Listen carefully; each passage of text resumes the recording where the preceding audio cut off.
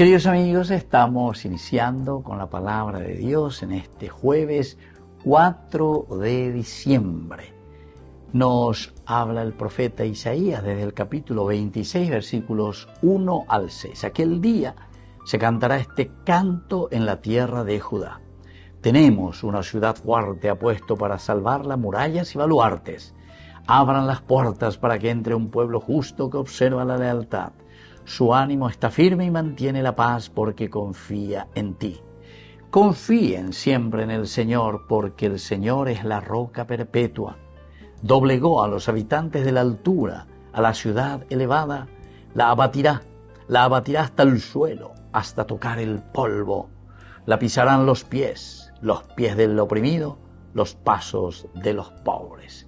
Queridos amigos, como siempre, Isaías nos trae mucha esperanza. En primer lugar, se cantará este canto en tierra de Judá, y el canto de alegría.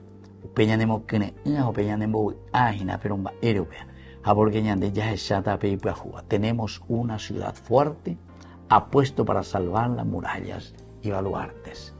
¿Y qué puede ser la muralla y qué puede ser el baluarte para nuestra sociedad?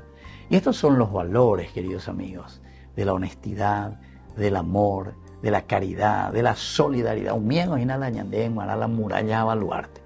Umiala añade parapetos y na lleva contra toda la maldad, contra todas las injusticias, contra todas las deshonestidades. A ver, de Isaías, peñan de Yara o uno peñan de bebé o uno peñan de sociedad, si nace verdaderamente en medio de nosotros, vamos a tener esta gran riqueza. Y por lo tanto, abran las puertas para que entre un pueblo justo que observa la lealtad. Y ayer que na veo peñan de Yara lleva abrir las puertas del corazón. Upeañan de mandu a San Juan Pablo II.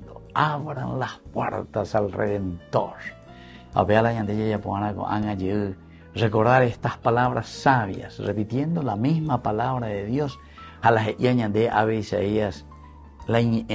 Abran las puertas para que entre un pueblo justo. Necesitamos que entre Dios en nuestra vida. Necesitamos que Dios venga a nuestro corazón.